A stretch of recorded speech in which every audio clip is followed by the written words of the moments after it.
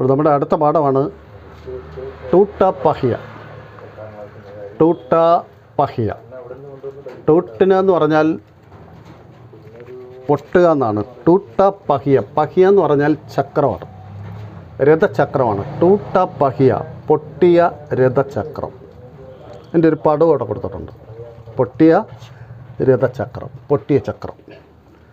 അപ്പോൾ ഇത് എഴുതിയത് ശ്രീ ധർമ്മവീർ ഭാരതിയാണ്. ഈ കവിത എഴുതിയത് ശ്രീ ധർമ്മവീർ ഭാരതിയാണ് ഈ കവിത എഴുതിയത്. അപ്പോൾ ധർമ്മവീർ ഭാരതിയെക്കുറിച്ചൊരു ചെറിയ വിവരം ആ 22ാമത്തെ പേജിൽ കൊടുത്തിട്ടുണ്ട്. അതോടെ നോക്കാം. धर्मवीर भारती जन्म 25 दिसंबर 1926 इलाहाबाद. 1926 ഡിസംബർ മാസം 25 ഇലാഹാബാദിലാണ് അദ്ദേഹത്തിൻ്റെ ജനനം. 1926 ഡിസംബർ 25 ഇലാഹാബാദ്. അപ്പോൾ 25 ഡിസംബർ 25 എന്ന് പറയുമ്പോൾ ഒരു പ്രത്യേകം ഉണ്ടല്ലോ, നിങ്ങൾക്കറിയാമല്ലോ. എന്താണ്? ക്രിസ്മസ്. നിധൻ. എന്താണ് നിധൻ എന്ന് പറഞ്ഞാൽ? മൃത്യു, മരണം. 4 സിതംബർ 1997 1997 സിതംബർ, സെപ്റ്റംബർ 4 1997 സെപ്റ്റംബർ 4 അദ്ദേഹം അന്തരിച്ചു. आधुनिक हिंदी साहित्य के प्रमुख लेखक, कवि, नाटककार और सामाजिक विचारक. നമ്മുടെ കവി ധർമ്മവീർ ഭാരതി ഹിന്ദി സാഹിത്യത്തിലെ പ്രമുഖ ലേഖക്, പ്രമുഖനായ എഴുത്തുകാരൻ. ലേഖക്, എഴുത്തുകാരൻ. കവി, നാടകക്കാർ, നാടകകൃത്ത്. അവർ സാമാജിക് വിചാരക്. സാമാജിക് വിചാരകൻ എന്ന് പറഞ്ഞാൽ സാമൂഹിക ചിന്തകൻ. സാമൂഹിക ചിന്തകൻ. ഈ നിലകളിൽ അദ്ദേഹം പ്രസിദ്ധനാണ്. പ്രമുഖ കൃതിയ, അദ്ദേഹത്തിൻ്റെ പ്രധാനപ്പെട്ട കൃതികൾ: मुर्दों का गाँव, स्वर्ग और पृथ्वी, चांद और टूटे हुए लोग, കഹാനി സംഗ്രഹം. ഇതൊക്കെ കഥാസമാഹാരങ്ങളാണ്. മുർദോं का गाँव, स्वर्ग और पृथ्वी, चांद और टूटे हुए लोग, ഇത് കഹാനി സംഗ്രഹ, കഥാസമാഹാരം. ढंडा लोहा കനുപ്രിയ. ढंडा ലോഹ, കനുപ്രിയ, ഇത് രണ്ടും കാവ്യമാണ്. ഗുനാഹോം കാ ദേവത, സൂരജ് കാ സാത്വാം ഘോട, ഇത് ഉപന്യാസ്. എന്താ ഉപന്യാസം എന്ന് പറഞ്ഞാൽ? നോവൽ, നോവലാണ് അദ്ദേഹത്തിന്. അന്ധായുഗ്, അന്ധായുഗ് എന്ന് പറയുന്നത് കാവ്യനാടകമാണ്. പുരസ്കാർ. ഇനി അദ്ദേഹത്തിന് കിട്ടിയ പുരസ്കാരങ്ങൾ, അംഗീകാരങ്ങൾ: പത്മശ്രീ, സംഗീത നാടക അക്കാദമി, ഭാരത് ഭാരതി, വ്യാസമ്മാൻ. ഇങ്ങനെയുള്ള പുരസ്കാരങ്ങൾ കൊണ്ട് ആദരണീയനായിരുന്നു നമ്മളുടെ ധർമ്മവീർ ഭാരതി. പത്മശ്രീ ബഹുമതി, സംഗീത നാടക അക്കാദമി അവാർഡ്, ഭാരത് ഭാരതി അവാർഡ്, വ്യാസമ്മാൻ, ഇതെല്ലാം അദ്ദേഹത്തിന് ലഭിച്ചിട്ടുണ്ട്. ഇനി നമുക്കിവിടെ പഠിക്കാനുള്ള ടൂട്ട പഹിയയിലേക്ക് നമുക്ക് കടക്കാം. അപ്പോൾ ടൂട്ട പഹിയ എന്ന് പറയുന്നത് നമ്മുടെ മഹാഭാരത യുദ്ധത്തിലെ, മഹാഭാരത യുദ്ധമുണ്ട്, അതുമായിട്ട് ബന്ധപ്പെട്ട ഒരു സന്ദർഭത്തോടാണ് ഇത് യോജിപ്പിച്ചിരിക്കുന്നത്. അപ്പോൾ മഹാഭാരത യുദ്ധത്തിലെ ഒരു സന്ദർഭമായിട്ട്. അപ്പോൾ മഹാഭാരത യുദ്ധം നമുക്കറിയാം, പാണ്ഡവരും കൗരവരും തമ്മിലുള്ള യുദ്ധമാണ് മഹാഭാരത യുദ്ധം. അപ്പോഴും പാണ്ഡവരും കൗരവരും തമ്മിൽ എല്ലാ അവസാനം ശ്രീകൃഷ്ണൻ വരെ മധ്യസ്ഥയ്ക്ക് പോയി പാണ്ഡവർക്ക് സൂചി കുത്താൻ പോലും എണ്ണം കൊടുക്കത്തില്ല എന്ന് കൗരവർ പറയുന്നു. അങ്ങനെ എല്ലാ മാർഗ്ഗങ്ങളും അടഞ്ഞു, എല്ലാ വഴികളും അടഞ്ഞു, സമാധാനത്തിൻ്റെ എല്ലാ പാതകളും അടഞ്ഞു, യാതൊരു ഗത്യന്തരവും ഇല്ലാതെ വന്നപ്പോഴാണ് മഹാഭാരത യുദ്ധം ഉണ്ടാകുന്നത്. പാണ്ഡവരും കൗരവരും രണ്ട് പക്ഷത്ത്. ഭീഷ്മർ, ദ്രോണാചാര്യർ, അശ്വത്ഥാമാവ്, കർണൻ, അങ്ങനെയുള്ള മഹാരഥന്മാർ കൗരവപക്ഷത്ത്. പാണ്ഡവപക്ഷത്ത് ശ്രീകൃഷ്ണനുണ്ട്. ശ്രീകൃഷ്ണൻ്റെ പ്രത്യേകത എന്ന് പറഞ്ഞാൽ ശ്രീകൃഷ്ണൻ യുദ്ധം ചെയ്യത്തില്ല. ശ്രീകൃഷ്ണൻ്റെ സൈന്യത്തെ മുഴുവൻ കൗരവർക്ക് കൊടുത്തു. ശ്രീകൃഷ്ണൻ ഒരിക്കലും യുദ്ധം ചെയ്യത്തില്ല എന്ന് പറഞ്ഞു. അർജുനൻ്റെ തേര് തെളിക്കുന്നത് ശ്രീകൃഷ്ണനാണ്. അപ്പോൾ മഹാഭാരത യുദ്ധം ആരംഭിച്ചു. അങ്ങനെ മഹാഭാരത യുദ്ധം ഇങ്ങനെ കൊടുമ്പിരിക്കൊണ്ട് നടക്കുകയാണ്. അപ്പോൾ ഓരോ ദിവസവും പുതിയ പുതിയ തന്ത്രങ്ങളാണ് ഇരുപക്ഷക്കാരും ആവിഷ്കരിക്കുക. യുദ്ധത്തിൽ ജയിക്കുന്നതിന് പല തന്ത്രങ്ങളും ആവിഷ്കരിക്കും. തന്ത്രമാണ് പ്രധാനം, ശക്തിയെക്കാളും പ്രധാനം തന്ത്രമാണ്. അതുകൊണ്ട് പുതിയ പുതിയ തന്ത്രങ്ങൾ ആവിഷ്കരിച്ചുകൊണ്ടേയിരിക്കും.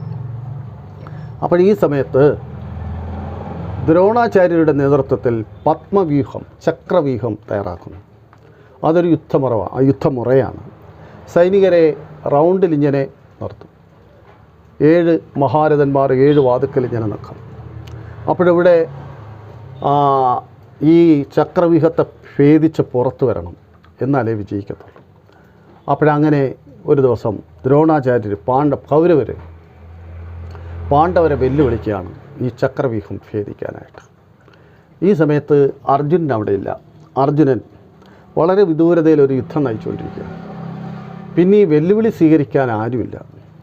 ഈ സമയത്ത് അഭിമന്യു പറയുകയാണ്, ഞാൻ ഇതേപോലെ ചക്രവ്യൂഹത്തിൽ പ്രവേശിക്കാം, എനിക്ക് ചക്രവ്യൂഹത്തിൽ കയറാനൊക്കെ അറിയാം, പക്ഷേ ഇറങ്ങുന്നത് മാത്രം അറിഞ്ഞുകൂടാ, അതുകൊണ്ട് ഞാൻ പോകാമെന്ന് പറഞ്ഞു.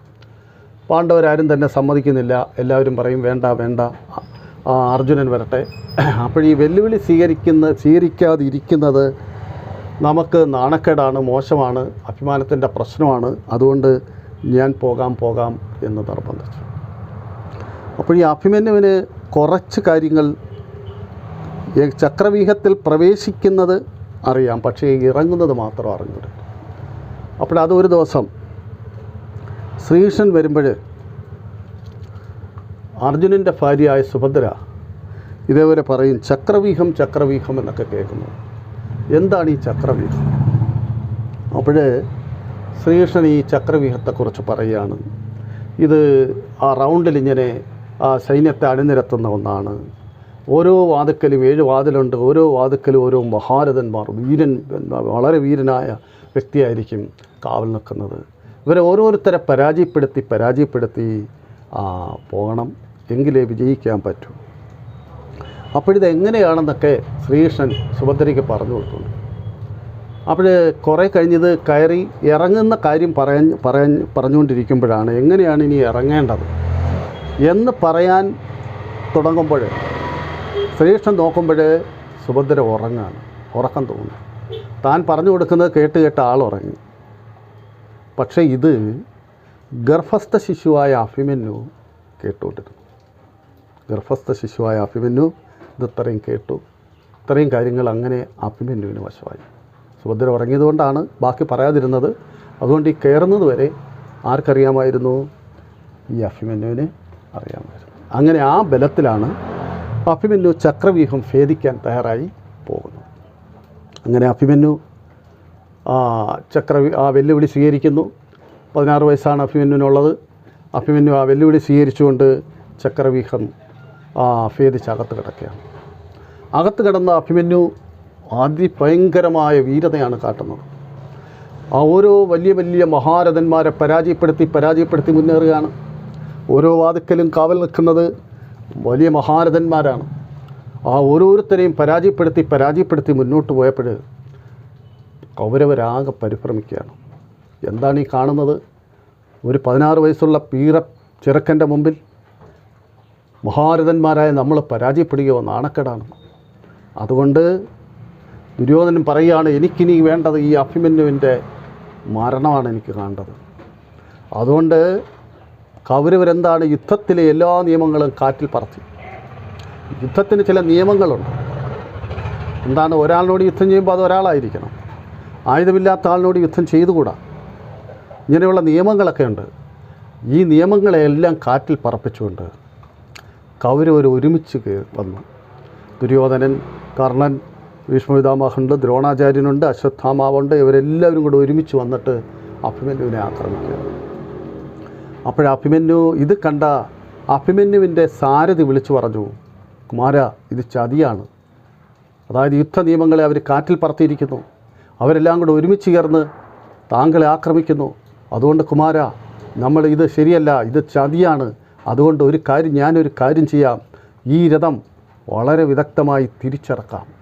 എന്നിട്ട് നാളെ അർജുനോടൊപ്പം വന്ന് നമുക്ക് യുദ്ധം ചെയ്യാം. അഭിമന്യു പറയും, വേണ്ട, ഏതായാലും യുദ്ധഭൂമിയിൽ കയറി, ഇനി തിരിച്ചോടുന്ന പ്രശ്നമില്ല, പിന്തിരിയുന്നത് പ്രശ്നമില്ല, വീരമൃത്യുവെങ്കിൽ വീരമൃത്യു. അങ്ങനെ രഥം പിന്നെ മുന്നോട്ട് പോവുകയാണ്. പെട്ടെന്ന് തന്നെ ഒരു അമ്പ് വന്ന് വീണ് സാരഥി മരിച്ചു വീഴുന്നു. അത് കഴിഞ്ഞ് രഥം തെളിക്കാൻ ആളില്ല. പിന്നെ രഥം ഇങ്ങനെ പോകുമ്പോൾ രഥത്തിൻ്റെ വീലിലൊക്കെ വമ്പ് വന്ന് വീണിട്ട് രഥത്തിൻ്റെ വീലൊക്കെ പൊട്ടുന്നു. അങ്ങനെ അഭിമന്യു പിന്നീട് രഥത്തിൽ നിന്ന് ചാടി താഴെ ഇറങ്ങിയിട്ട് യുദ്ധം ചെയ്യുകയാണ്. ഈ സമയത്ത് 4 വശത്തു നിന്നും അമ്പുകൾ തുരുതുരാ വരികയാണ്. കാരണം എന്താ, ഇത് യുദ്ധനിയമം അല്ല, അത് ഒരാളിനോട് ഒരാളെ യുദ്ധം ചെയ്യാവൂ. ഇത് യുദ്ധനിയമത്തെ എല്ലാവരും കാറ്റിൽ പറത്തിയിട്ടാണ് ചെയ്തത്. അവസാനം അഭിമന്യുവിൻ്റെ കയ്യിലിരുന്ന വില്ല് ഒടിഞ്ഞു പോകും. ഇപ്പോൾ അഭിമന്യു നിരായുധനായി മാറി. ആയുധമില്ലാത്തവനോട് അടരാടിക്കൂടാ എന്നാണ് നിയമം. പക്ഷേ ആ നിയമങ്ങളെയും അവർ ലംഘിച്ചുകൊണ്ട് കൗരവപക്ഷത്തുള്ളവർ ഒരുമിച്ച് അഭിമന്യുവിനെ ആക്രമിക്കുകയാണ്. ഈ സമയത്ത് അഭിമന്യു യാതൊരു ഗത്യന്തരമില്ല, തൻ്റെ കയ്യിൽ ആയുധങ്ങളൊന്നുമില്ല. ഈ സമയത്ത് രഥത്തിൽ നിന്ന് എൻ്റെ പൊട്ടിയ വീല് വലിച്ചൂരി അത് ചുഴറ്റിയാണ് ആ അമ്പുകളെ എല്ലാം അമ്പുകളെല്ലാം അങ്ങോട്ടും ഇങ്ങോട്ടും ചെറുത്ത് നിന്നത്. അവസാനം എന്താണ്, തുരുതുര അമ്പുകളേറ്റ് അഭിമന്യു യുദ്ധഭൂമിയിൽ വീരമൃത്യു അടയുകയാണ്. അപ്പോഴിതൊരു ചതിയായിരുന്നു. അപ്പോൾ ആ പൊട്ടിയ ചക്രമായിരുന്നു അഭിമന്യുവിന് ഏറെ നേരം സഹായിച്ചത്. ആ യുദ്ധഭൂമിയിൽ ശത്രുവിനോട് പൊരുതി നിൽക്കാൻ, ആ അമ്പുകളോട് ചെറുത്ത് നിൽക്കാൻ, അതിനെയൊക്കെ തടയാൻ ഒരു പരിച പോലെ അദ്ദേഹത്തെ സഹായിച്ചത് ഈ പൊട്ടിയ ചക്രമായിരുന്നു. അപ്പോൾ അതുമായി ബന്ധപ്പെട്ടാണ് നമുക്ക് ആ കഥാസന്ദർഭത്തെ ബന്ധപ്പെടുത്തിക്കൊണ്ട് ഇവിടെ ഒരു കവിത നമുക്ക് നൽകിയിരിക്കുന്നു, ടൂട്ടാ പഹിയ. ഇനി ആ കവിതയിലേക്ക് പോകുക, അപ്പോൾ ബാക്കിയുടെ നിങ്ങൾക്ക് മനസ്സിലാവും. മൈം രതുക്ക ടൂട്ടാ ഹുआ पहिया हूँ लेकिन मुझे फेंको मत, क्या जाने कब इस दुरूह चक्रव्यूह में अक्षौणी सेनाओं को चुनौती देता हुआ कोई दुस्साहसी अभिमन्यु आकर गिर जाए.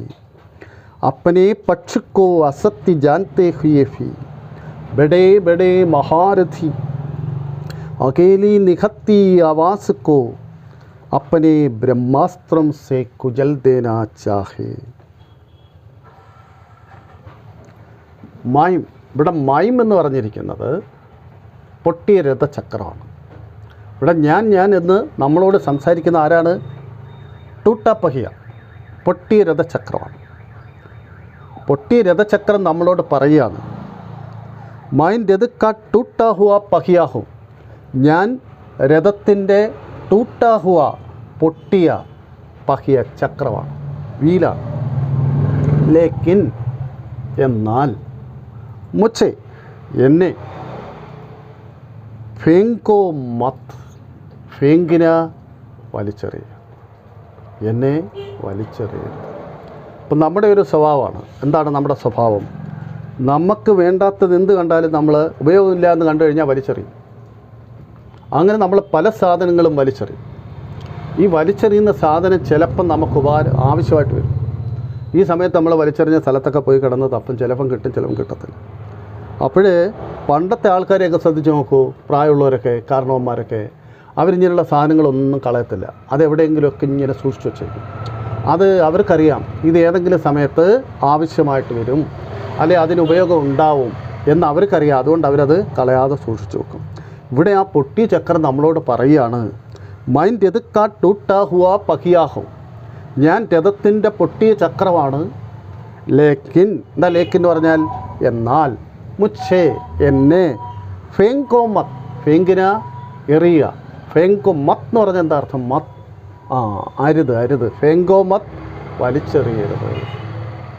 നമ്മൾ ഉപയോഗമില്ല എന്ന് കണ്ടു കഴിഞ്ഞാൽ വലിച്ചെറിയും. അത് നമ്മുടെ ഒരു സ്വഭാവമാണ്, മനുഷ്യൻ്റെ ഒരു സ്വഭാവമാണ്. ഉപയോഗമില്ല, ഇനി ആവശ്യമില്ല എന്ന് കണ്ടാൽ വലിച്ചെറിയുക. അപ്പോഴിവിടെ ടൂട്ടാ പഹിയ, ആ പൊട്ടിയ രഥചക്രം നമ്മളോട് പറയുകയാണ്, മൈൻ രഥക്ക ടൂട്ടാ ഹുവ പഹിയാഹും, ഞാൻ രഥത്തിൻ്റെ പൊട്ടിയ ചക്രമാണ്. ലേക്കിൻ എന്നാൽ മുച്ചേ ഫേങ്കോ മത്ത്, എന്നെ വലിച്ചെറിയരുത്. എന്താണ് അങ്ങനെ പറഞ്ഞത്? ടൂട്ടാ പഹിയ ക്യൂ മൈസ കത്താ ഹെ, എന്താണ് പൊട്ടിയ ചക്രം ഇങ്ങനെ പറയുന്നത്? ക്യാ ജാനെ, ജാനെ നമുക്കറിയാം, ക്യാ ജാനെ, എങ്ങനെ അറിയാൻ പറ്റും? കബ്, എന്താ കബ് എന്ന് പറഞ്ഞാൽ എപ്പോൾ? ഈ ദുരൂഹ ചക്രവ്യൂഹമേ, ഈ ദുരൂഹമായിട്ടുള്ള ചക്രവ്യൂഹത്തിൽ, എന്താ ദുരൂഹം എന്ന് പറഞ്ഞാൽ? നമുക്ക് അറിഞ്ഞൂടാത്ത ഒരുപാട് കാര്യങ്ങളൊക്കെ ഉണ്ടെങ്കിൽ അത് ദുരൂഹമാണ്. ചില കൊലപാതകമൊക്കെ നടന്നിട്ട് പറയും ഇതിൻ്റെ ദുരൂഹത എന്താണെന്ന് കണ്ടുപിടിക്കണം എന്നൊക്കെ പറഞ്ഞ് പിന്നെ അന്വേഷണം നടത്തും. ദുരൂഹമാണെന്നൊക്കെ പറയും. നമുക്ക് അറിഞ്ഞൂടാത്ത കാര്യം എന്തൊക്കെയാണോ നമുക്ക് അറിഞ്ഞൂടാതെ വരുന്നത് അതാണ് ഇവിടെ ദുരൂഹമായിട്ട് പറയുന്നത്. അപ്പോൾ ഈ ദുരൂഹ ചക്രവ്യൂഹം, ഈ ദുരൂഹമായിട്ടുള്ള ചക്രവ്യൂഹത്തിൽ, ഇപ്പം ചക്രവ്യൂഹം നമുക്ക് പറഞ്ഞു ദുരൂഹമാണ്, എല്ലാവർക്കും അറിഞ്ഞൂടായിരുന്നു. അത് അഭിമന്യുവിന് മാത്രമേ പാണ്ഡവപക്ഷത്ത് അറിയാമായിരുന്നുള്ളൂ. അപ്പോഴേ ഈ ദുരൂഹ ചക്രവ്യൂഹമേ, ഈ ദുരൂഹമായിട്ടുള്ള ചക്രവ്യൂഹത്തിൽ अक्षौणी सेनाओं को चुनौती देता हुआ, अक्षौणी सेनाओं को चुनौती देता हुआ, അക്ഷൗണി സേന, അക്ഷൗണി സേന എന്ന് പറഞ്ഞു കഴിഞ്ഞാൽ ഇവിടെ 29ാമത്തെ പേജിൽ അത് കൊടുത്തിട്ടുണ്ട്. അക്ഷൗണി സേന എന്താണെന്ന്. സമ്പൂർണ്ണ ചതുരംഗിണി സേന, ഒരു പൂർണ്ണമായ ചതുരംഗിണി സേനയാണ്. ചതുരംഗിണി എന്താണ് അങ്ങനെ പറഞ്ഞെന്ന് നോക്കണം. 4 കാര്യങ്ങളാണ് ഉൾപ്പെടുത്തി പറഞ്ഞത്. ഇസ്മയും ഇതിനകത്ത് 1,09,350 കാലാൾപ്പട ഉണ്ടാവും. എന്താ കാലാൾപ്പട എന്ന് പറഞ്ഞാൽ? കാൽനടയായിട്ട് പോകുന്നവരാണ്. അതുപോലെ തന്നെ 65,610 കുതിരപ്പടകളുണ്ടാവും. കുതിരപ്പുറത്തായിരിക്കും അതിൻ്റെ സൈനികർ സഞ്ചരിക്കുന്നത്. 21,870 രഥത്തിൽ പോകുന്ന സൈനികരുണ്ടാവും. രഥത്തിൽ പോകുന്ന സൈനികർ. അതുപോലെ 21,870 ആനപ്പുറത്ത് സഞ്ചരിക്കുന്ന സൈനികരുണ്ടാവും. ഇതാണ് അക്ഷൗണി സേന എന്ന് പറയുന്നത്. അപ്പോഴും നമ്മൾ ആലോചിച്ച് നോക്കി, ഇതെന്താണ് ഇത്ര വിശാലമായിട്ടുള്ളൊരു സൈന്യമാണിതെന്നൊന്ന് ആലോചിച്ച് നോക്കുക. നമ്മൾ അത്ഭുതപ്പെടുത്തുന്ന ഒരു സൈന്യ രീതിയല്ലേ അക്ഷൗണി സേന എന്ന് പറഞ്ഞാൽ. അപ്പോൾ ഈ അക്ഷൗണി സേനയോട് ചുനൗത്തി ദേന വെല്ലുവിളിക്കുക. ചുനൗത്തി ദേത്താ ഹുവ, ഈ അക്ഷൗണി സൈനികരുടെ വെല്ലുവിളി സ്വീകരിച്ചുകൊണ്ട്. അക്ഷൗണി സൈനികർ കൗരവപക്ഷത്തുള്ളവരെ അവിടെ പറഞ്ഞേക്കുന്നത്. ഈ കൗരവപക്ഷക്കാർ പാണ്ഡവരെ വെല്ലുവിളിച്ചു. അപ്പോൾ ഈ വെല്ലുവിളി സ്വീകരിച്ചുകൊണ്ട് കോയി ഏതെങ്കിലും അതിസാഹസിയായ, അപ്പോൾ അഭിമന്യു ഒരു അതിസാഹസിയായിരുന്നു. അതിസാഹസമാണ് അവിടെ ഉണ്ടായത് അല്ലേ? ഇപ്പോഴദ്ദേഹത്തിന് ഇറങ്ങുന്ന കാര്യം അറിഞ്ഞുകൂടാ, എങ്കിൽ പോലും വലിയൊരു സാഹസമാണ് അദ്ദേഹം കാട്ടിയത്. ദുസ്സാഹസി അഭിമന്യു, കോയി ദുസ്സാഹസി അഭിമന്യു ആക്കർ ഗിർ ജായേ, ആന വരിക. ഗർന എന്ന് പറഞ്ഞാൽ വളയപ്പെടുക. അതായത് ഏതെങ്കിലും അതിസാഹസിമാരായിട്ടുള്ള അഭിമന്യുമാർ വന്ന് ഈ അക്ഷൗണി സേനയാൽ വളയപ്പെടുമ്പോൾ, പറഞ്ഞ കാര്യം മനസ്സിലാക്കണം. ഈ ദുരൂഹമായ ചക്രവ്യൂഹത്തിൽ ഏതെങ്കിലും അഭിമന്യുമാർ ഈ അക്ഷൗണി സേനയാൽ വളയപ്പെടുമ്പോൾ, അപ്പനെ പക്ഷുക്കോ അസത്യ ജാൻതേ ഹുയേ ഫി, അപ്പനെ പക്ഷ്, തങ്ങളുടെ പക്ഷം, തങ്ങളുടെ ഭാഗം, സത്യമല്ല അസത്യമാണെന്ന് ജാന്ന, നേരത്തെ വന്ന വാക്കാണല്ലോ ജാന്ന, എന്താണ്? അറിയുക. ജാൻതേ ഹുയേ ഫി, അറിഞ്ഞിരുന്നിട്ടും, തങ്ങളുടെ ഭാഗം അനീതിയാണ്, അസത്യമാണെന്ന് അറിയാമായിരുന്നിട്ടും, ബഡേ മഹാരഥി, വലിയ മഹാരഥന്മാർ, വീരന്മാർ, ഇപ്പം ദുര്യോധനൻ, കർണൻ, ഭീഷ്മർ, അശ്വത്ഥാമാവ്, ദ്രോണാചാര്യർ, ഇതേപോലെയുള്ള വലിയ മഹാരഥന്മാർ അകേലി നിഹത്തി ആവാസക്കോ, അകേലി എന്ന് പറഞ്ഞാൽ തനിച്ച്, ഒറ്റയ്ക്ക്, നിഹത്തി ആയുധരഹിത, ആയുധമില്ലാത്ത, അവാസ്കോ ആ ശബ്ദത്തെ, അഭിമന്യുവിനെ, ആയുധമില്ലാതിരുന്ന അഭിമന്യുവിനെ. നമുക്കറിയാം അഭിമന്യുവിൻ്റെ അവസാനം ആയുധമില്ലാതായി. അഭിമന്യുവിൻ്റെ കയ്യിലിരുന്ന വില്ലൊടിഞ്ഞു, ആയുധമില്ലാതെയായി. താൻ എന്താണ് ചെയ്യേണ്ടതെന്ന് അറിയാൻ വയ്യാതെ നിൽക്കുകയാണ്. ആയുധമില്ലാത്തവനോട് അടരാടിക്കൂടാ എന്ന പൊതു നിയമം പോലും ശത്രുപക്ഷം പാലിച്ചില്ല. അപ്പോഴേ അകേലി നിഹത്തി ആവാസക്കോ അപ്പനെ ബ്രഹ്മാസ്ത്രം സേ കുജൽ ദേന ചാഹേ, അവരെന്താണ് തങ്ങളുടെ ബ്രഹ്മാസ്ത്രം കൊണ്ട് സേ കുജൽ ദേന ചാഹേ, അതിനെ കുജൽ ദേന എന്ന് പറഞ്ഞാൽ എന്താണ്? ചവിട്ടി മതിക്കുക. എന്താണ് ബ്രഹ്മാസ്ത്ര? ആ 29ാമത്തെ പേജിൽ അതും കൊടുത്തിട്ടുണ്ട്. ഏക് പ്രകാർ കാ പ്രാചീന കൽപ്പിത് അസ്ത്ര, പണ്ട് കാലത്തെ വളരെ ഒരു പ്രത്യേക രീതിയിലുള്ള അസ്ത്രമാണ് ജോ മന്ത്രദ്വാര ചൽത്താത. ആ ബ്രഹ്മാസ്ത്രം എന്ന് പറയുന്നത് മന്ത്രം ജപിച്ചുകൊണ്ടാണ് അയക്കുന്നത്. മന്ത്രം ജപിച്ചുകൊണ്ട് അയക്കും. കഫി വിഫൽന ഹോനെ വാലി യുക്തി, അതൊരിക്കലും വിഫലമാകത്തില്ല. എന്ത് മന്ത്രം ചൊല്ലിക്കൊണ്ടാണോ ഇത് വിടുന്നത്, ഇത് അങ്ങോട്ട് അയക്കും, ശത്രുപക്ഷത്തേക്ക് അയക്കുന്നത്, ആ ലക്ഷ്യം നിറവേറ്റിക്കൊണ്ട് ഈ ബ്രഹ്മാസ്ത്രം വരും. അതാണ് ഈ ബ്രഹ്മാസ്ത്രത്തിൻ്റെ പ്രത്യേകത. ബ്രഹ്മാസ്ത്രം എന്താണെന്ന് മനസ്സിലായല്ലോ. പണ്ടത്തെ ഒരു പ്രാചീന രീതിയിലുള്ള ഒരു പ്രത്യേക രീതിയിലുള്ള ഒരു അസ്ത്രമാണ്. അത് അയക്കുന്നത് മന്ത്രം ജപിച്ചുകൊണ്ടാണ്. ഈ മന്ത്രം ജപിച്ചുകൊണ്ട് മുമ്പോട്ട് പോയി കഴിഞ്ഞാൽ അത് ഇന്ന് ആ ലക്ഷ്യത്തിലെത്തുക എന്നുള്ളതാണ്. അല്ലെ പിന്നെ അവിടുന്ന് അതുപോലെ ബ്രഹ്മാസ്ത്രം മന്ത്രം ജപിച്ച് ഇതിനെ തടയാനുള്ളതുമായിട്ട് ഇവിടുന്ന് അടുത്ത സ്ഥലത്തുനിന്ന് പോകണം. അങ്ങനെ ആ രണ്ടുകൂടെ കൂട്ടിയിടിച്ചൊക്കെ നിങ്ങൾ ചില സിനിമയിലൊക്കെ കണ്ടിട്ടില്ലേ. അപ്പോഴേ ഇവിടെ പറയുകയാണ് അകേലി നിഹത്തി ആവാസുക്കോ, അകേലി തനിച്ച്, നിഹത്തി ആയുധമില്ലാത്ത ആവാസ് ശബ്ദം. ഇവിടെ തനിച്ച് ആയുധമില്ലാത്ത ശബ്ദം എന്ന് പറഞ്ഞേക്കുന്ന ആരാണ്? അഭിമന്യുവാണ്. അഭിമന്യുവിൻ്റെ കയ്യിൽ ആയുധമില്ല, തനിച്ചാണ്, ഒറ്റയ്ക്കാണ്. അങ്ങനെയുള്ള അഭിമന്യുവിനെ അപ്പനെ ബ്രഹ്മാസ്ത്രം സേ, ഈ ശത്രുപക്ഷത്തുള്ള കൗരവർ അപ്പനെ ബ്രഹ്മാസ്ത്രം സേ, തങ്ങളുടെ ബ്രഹ്മാസ്ത്രങ്ങൾ കൊണ്ട് കുജൽദേന ചവിട്ടി മെതിക്കുക.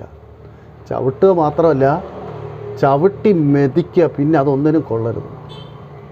നമ്മൾ ചവിട്ടിയെന്ന് പറഞ്ഞാൽ ചിലപ്പോൾ ചീത്തയാണോന്നില്ല. ചവിട്ടി മെതിച്ച് കളയുക. പിന്നെ അതിനെ കൊണ്ടൊരു ഉപയോഗം ഉണ്ടാകത്തില്ല. അപ്പോഴപ്പനെ ബ്രഹ്മാസ്ത്രം സേ കുജൽ ദേന ചാഹിന എന്ന് പറഞ്ഞ അർത്ഥം എന്താണ്? ആഗ്രഹിക്കുക. തങ്ങളുടെ ബ്രഹ്മാസ്ത്രം കൊണ്ട് ചവിട്ടി മെതിക്കാൻ ആഗ്രഹിക്കുന്നു. തബ് മൈം, അപ്പോൾ ഞാൻ. ആരാണ് ഇവിടെ ഞാൻ എന്ന് പറയുന്നത്? പൊട്ടിയ ചക്രം. മൈം രഥക്ക ടൂട്ടാ ഹുവാ പഹിയ, ഞാൻ രഥത്തിൻ്റെ പൊട്ടിയ ചക്രം.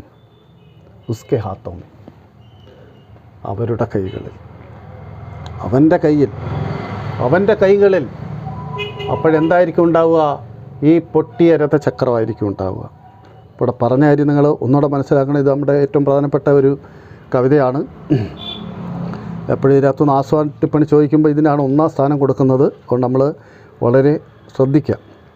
മൈൻ രഥക്ക ടൂട്ടാ ഹുവാ പഹിയാഹും, ഞാൻ രഥത്തിൻ്റെ പൊട്ടിയ ചക്രമാണ്. ലേക്കിൻ മുച്ചേ ഫെങ്കോമത്, പക്ഷേ എന്നെ വലിച്ചെറിയരുത്. ക്യാ ജാനി, എങ്ങനെ അറിയാൻ പറ്റും? കബ്, എപ്പോഴാണ്? ഈ ദുരൂഹ ചക്രവ്യൂഹമേ, ഈ ദുരൂഹമായിട്ടുള്ള ചക്രവ്യൂഹം, ദുരൂഹമാണ്, അവിടുത്തെ കാര്യങ്ങൾ നമുക്കറിയില്ല. ആ ദുരൂഹമായിട്ടുള്ള ചക്രവ്യൂഹത്തിൽ അക്ഷൗണി സേനാവും കോ ചുനൗത്തി ദേത്താ ഹുവ, അക്ഷൗണി സൈന്യത്തിന് ചുനൗത്തി ദേത്താ ഹുവ, അവരുടെ വെല്ലുവിളി സ്വീകരിച്ചുകൊണ്ട് കോയി ദുസ്സാഹസി അഭിമന്യു ആക്കർ ഗിർജായെ, അവരുടെ വെല്ലുവിളിക്ക് മുമ്പിൽ ഏതെങ്കിലും അതിസാഹസിയായ അഭിമന്യു വളയപ്പെടുകയാണെങ്കിൽ, ശത്രുക്കളാൽ വളയപ്പെടുകയാണെങ്കിൽ, ബഡേ മഹാരഥി, വലിയ അപ്പനെ പക്ഷക്കോ അസത്യ ജാനത്തെ ഹുയേ ഭി, തങ്ങളുടെ ഭാഗം അസത്യ ജാനത്തെ ഹുയേ ഭി, അസത്യമാണെന്ന് ഞാൻ അറിഞ്ഞിരുന്നിട്ടും. ഈ കൗരവപക്ഷത്തുള്ള ഇവർക്ക് എല്ലാവർക്കും അറിയാമായിരുന്നു. ദ്രോണാചാര്യർ, അതിലെ അശ്വത്ഥാമാവ്, ദുര്യോധനൻ, കർണൻ, അതിലെ ഭീഷ്മപിതാമഹ, ഇവർക്ക് എല്ലാവർക്കും അറിയാമായിരുന്നു തങ്ങൾ കാണിക്കുന്നത് അധർമ്മമാണ്, അസത്യമാണ്, യുദ്ധ നിയമമല്ല, ഇത് ചതിയാണ്, വഞ്ചനയാണ് എന്ന് അവർക്ക് അറിയാമായിരുന്നു. അതാണ് അപ്പനേ പക്ഷക്കോ അസത്യ ജാനത്തെ ഹുയേഫി, തങ്ങളുടെ ഭാഗം അസത്യമാണെന്ന് അറിയാമായിരുന്നിട്ടും ബഡേ മഹാരഥി, വലിയ മഹാരഥന്മാർ, അകേലി നിഹത്തി ആവാസിക്കോ, ആയുധമില്ലാത്ത അഭിമന്യുവിനെ, നിസ്സഹായനാണ് അഭിമന്യുവിൻ്റെ രഥം പോയി, തേരാളി പോയി, ആ രഥം പൊന്തിക്കിടക്കാണ്, അതിൻ്റെ ചക്രം പൊട്ടിയിരിക്കുന്നു, കയ്യിലിരുന്ന വില്ലും പൊട്ടി, ആയുധമില്ല, എന്ത് ചെയ്യണമെന്നറിയാൻ വയ്യാത്ത അവസ്ഥയിൽ നിൽക്കുകയാണ്. ഈ സമയത്ത് അഭിമന്യുവിന് സഹായമായത് ആ പൊട്ടിയ ചക്രമാണ്. അപ്പനീ നിഹത്തി ആവാസക്കോ അപ്പനെ ബ്രഹ്മാസ്ത്രം സേ കുജൽ ദേനാ ചാഹേ, ആയുധമില്ലാത്ത അഭിമന്യുവിനെ അപ്പനെ ബ്രഹ്മാസ്ത്രം സേ, തങ്ങളുടെ ബ്രഹ്മാസ്ത്രം കൊണ്ട് കുജൽ ദേനാ ചാഹേ, ചവിട്ടി മെതിക്കാൻ ആഗ്രഹിച്ചപ്പോൾ തബമായി, അങ്ങനെ ചവിട്ടി മെതിക്കുമ്പോൾ മായും ഞാൻ രഥിക്ക ടൂട്ടാ ഹുവ പഹിയ, രഥത്തിൻ്റെ പൊട്ടിയ ചക്രം ഉസ്കെ ഹാത്തോം, അവൻ്റെ കൈകളിൽ. അതായത് ഈ സമയത്ത് ഈ പൊട്ടിയ ചക്രം ഉപയോഗമായി വരും, അതുകൊണ്ടാണ് എന്നെ വലിച്ചെറിയരുത് എന്ന് പറയുന്നത്. ഇവിടെ പൊട്ടിയ ചക്രം എന്ന് പറയുന്നത് സാധാരണ മനുഷ്യൻ്റെ പ്രതീകമാണ്. അഭിമന്യു സത്യത്തിൻ്റെ പ്രതീകമാണ്. അപ്പോഴേ ഈ പൊട്ടിയ ചക്രം അതായത് സമൂഹത്തിലെ സത്യത്തിന് വേണ്ടി നിലകൊള്ളുന്നതാണ്, അതിന് സഹായിയായിട്ട് നിലകൊള്ളുന്നതാണ്. അപ്പോഴതുകൊണ്ടാണ് പറഞ്ഞത്, ഞാൻ രഥത്തിൻ്റെ പൊട്ടിയ ചക്രമാണ്, എന്നെ വലിച്ചെറിയരുത്. അറിയാൻ പറ്റില്ല എപ്പോഴാണ് എന്നെ ഉപയോഗം വരുന്നതെന്ന്. അതിന് മഹാഭാരതത്തിലെ ഒരു ഉദാഹരണം പറയുകയാണ്. അതായത് മഹാഭാരതത്തിൽ വീരനായ അഭിമന്യു അഭിമന്യു ചക്രവ്യൂഹത്തിൽ പ്രവേശിക്കുന്നു. കൗരവരുടെ വെല്ലുവിളി സ്വീകരിച്ചുകൊണ്ട് പാണ്ഡവപുത്രനായ, അതായത് അർജുനപുത്രനായ അഭിമന്യു ചക്രവ്യൂഹത്തിൽ പ്രവേശിക്കുന്നു. ഒരുപാട് മഹാരഥന്മാരെ പരാജയപ്പെടുത്തി മുന്നേറിക്കൊണ്ടിരുന്നു. ഈ സമയത്ത് കൗരവരെ വല്ലാതെ ചൊടിപ്പിച്ചു. അവർക്ക് നാണക്കേടിൻ്റെ ഒരു പ്രശ്നമായി മാറി. ഒരു കൊച്ചു ബാലൻ്റെ മുന്നിൽ തങ്ങൾ പരാജയപ്പെടുകയോ അത് കണ്ടുകൊണ്ട് നിൽക്കാനായില്ല. അതുകൊണ്ട് അവർ യുദ്ധത്തിലെ എല്ലാ നിയമങ്ങളും ലംഘിച്ചുകൊണ്ട് ചതിയിലൂടെ, വഞ്ചനയിലൂടെ അഭിമന്യുവിനെ വളയുകയാണ്. ബ്രഹ്മാസ്ത്രം കൊണ്ട് ചവിട്ടി മെതിക്കാൻ ആഗ്രഹിക്കുകയാണ്. അപ്പോഴേ പൊട്ടിയ ചക്രം പറയുകയാണ്, നിങ്ങളെന്നെ വലിച്ചെറിയരുത്. ഈ സമയത്ത് നിങ്ങൾ ഇങ്ങനെയുള്ള അവസ്ഥയിൽ ഈ പൊട്ടിയ ചക്രം സഹായകരമായിട്ട് വരും. ഇവിടെ ചക്രവ്യൂഹം എന്നൊക്കെ പറയുന്നത് നമ്മുടെ ജീവിതത്തിലെ വൈഷമ്യങ്ങളെയാണ് പറയുന്നത്. ജീവിതമാണ്. ജീവിതം മുന്നോട്ട് പോകുമ്പോൾ ഒരുപാട് പ്രശ്നങ്ങൾ നമ്മൾ ഫേസ് ചെയ്യേണ്ടതായിട്ട് വരും. ഇതിനെയൊക്കെ ഫേസ് ചെയ്ത് മുമ്പോട്ട് പോകുമ്പോഴാണ് നമുക്ക് വിജയം വരിക്കാനായിട്ട് കാണുന്നത്. അതുകൊണ്ട് ഇവിടെ പറയുകയാണ്, രഥിക്ക ടൂട്ടാ ഹുവ പഹിയ ഉസ്കെ ഹാത്തോമി, ഇങ്ങനെ നിസ്സഹായരായി, അതായത് സത്യത്തിന് വേണ്ടി പോരാടുന്ന സമയത്ത്, അധർമ്മം വളയപ്പെട്ട് സത്യത്തിന് വേണ്ടി പോരാടുന്ന സമയത്ത് ഈ പൊട്ടിയ ചക്രം സഹായകരമായിരിക്കും. അതുകൊണ്ട് ഈ പൊട്ടിയ ചക്രത്തെ വലിച്ചെറിയരുത് എന്നാണ് ഇവിടെ ധർമ്മവർ ഭാരതി കവിതയിൽ കൂടെ നമ്മളെ ഉപദേശിക്കുന്നത്.